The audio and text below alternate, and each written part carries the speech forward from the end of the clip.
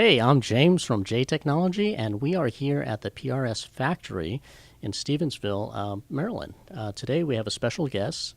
We have Paul Reed Smith, and we just have a couple of questions for you. Thanks for having me on. I appreciate it. Thanks for having me on.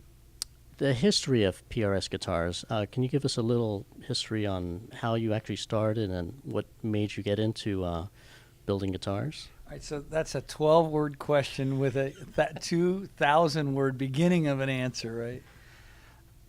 You want to know the whole story, or do you want to know the really truncated version? The truncated version's fine. All right, look. I was a musician in Bowie, Maryland. And the other kids had gear and I didn't have gear, right? So if they got, they had PAs and bass amps and guitar amps and all this stuff, and I wanted the stuff, but I didn't have it, so I made it. If I wanted a bass cabinet and I didn't have the money, I would buy a speaker at Radio Shack, and I would go buy the, MDF wood, and I would measure it and cut it up in my garage and make one. That's kind of what I did. It was because I was not allowed in the club. It's not that they would have let me in, but I didn't have the money, and my father certainly wasn't going to buy it for me. Their parents were buying them the gear, and that was my father's deal. He wanted me to earn it, and I respect that now.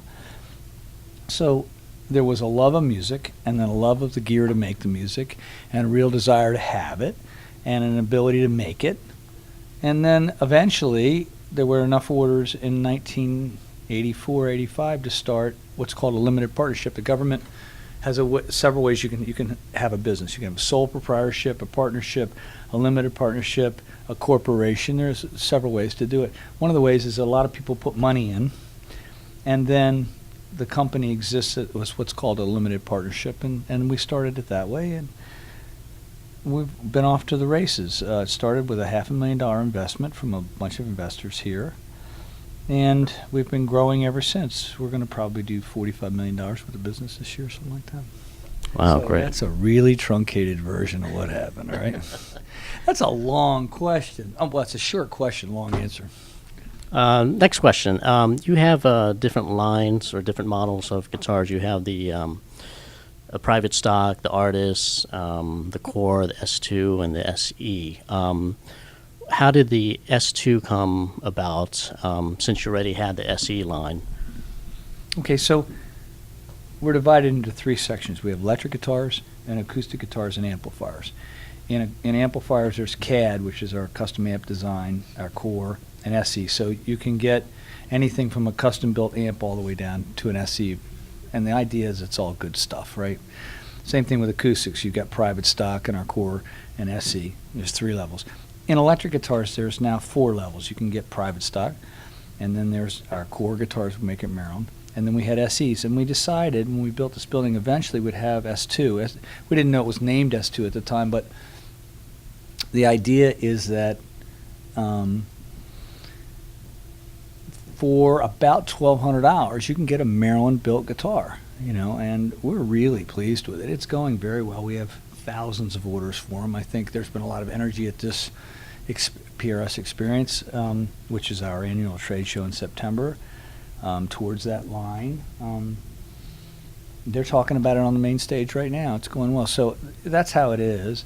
And the whole idea is, in whatever price point you want, we have something that'll do the job. And we've got people playing SEs on tour, much less, S2s on tour and Core guitars on tour and private stock guitars on tour. These are all supposed to be touring great instruments.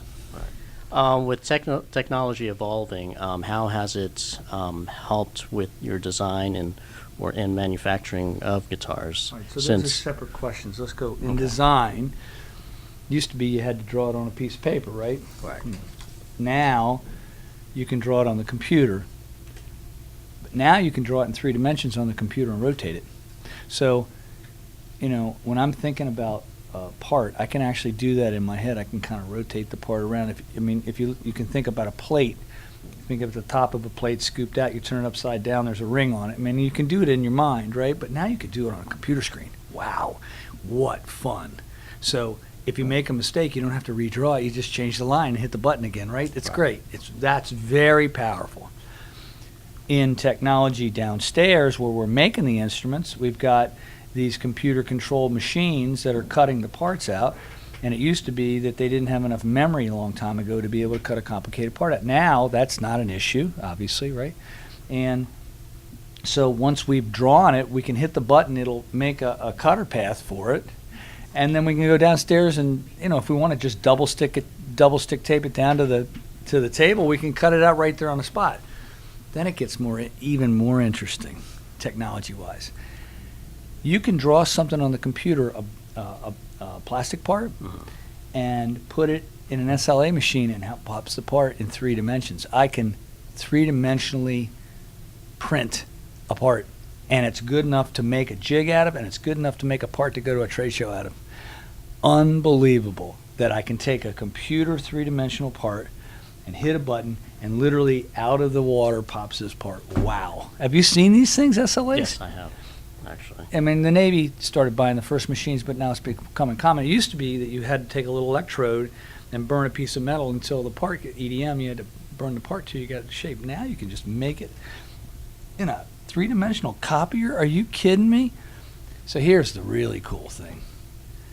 I can pick one of these up right now, not only talk to somebody in Hong Kong, he can send me the drawings, and in 10 seconds I can download them on my phone and rotate them and look at them. You got to be kidding me. Are you kidding me? I mean, this contraption that Mark's using is, that's minuscule. Except this is all being filmed with what used to look like a handheld camera, right? It's not even a big, huge video camera. You can do it with it. And there's more pixels in that camera than most imaging things in hospitals. Right. I mean, it's just moving so fast. You talk about technology. Technology is a tool to get a job done. If you use it that way, fine. If you use the technology as the way to get there, that's not what it is. It's a way to, if I write a letter, right, and it's put up on a computer, it used to be, that I had carbon paper. If I made a mistake, it had to be done all over again. Now I just change one word, hit the button, and it comes right out. You got to be kidding me. That's great, right? Windows or Mac? Windows, when you're Windows for the work here. Yes, the work here. And Mac for all the art stuff that we do in terms of our ads and that kind of thing. Okay. And Mac for recording music, Correct. but Windows-based for all the other stuff. Okay.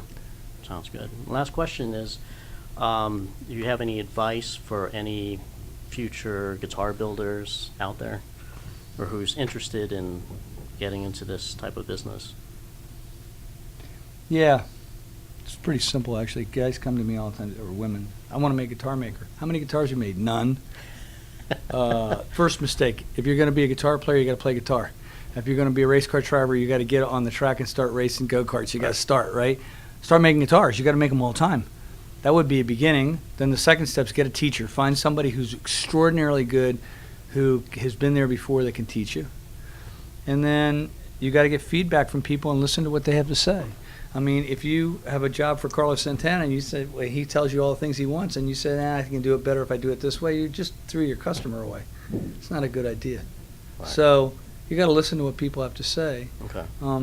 There's an artist in the room with us who told me exactly how he wanted his guitar, and we did exactly what he wanted. And I think it makes a difference. Ricky Skaggs said, Paul, you're very obedient. And I didn't like the way that sounded. I thought it was an insult. And then I really thought about it, and what he was basically saying was you're being obedient to the needs of the musicians, and you're being obedient to the past, and you're being obedient to what your intuition's telling you to do to get to where you need to go. In the end, I liked the comment. I didn't like the way it started, but I liked the way it ended, right? Because for me, I was trying to do the right thing and not do what other people told me to do. But in a way, you have to really do what other people tell you to do. If the guitars are to be remarkable, though, you can't just copy what the next guy's doing. You've got to find your own road. Correct. Well, thank you for your time and Good luck with inviting Tech us. TV. Thank you. Good. Thanks.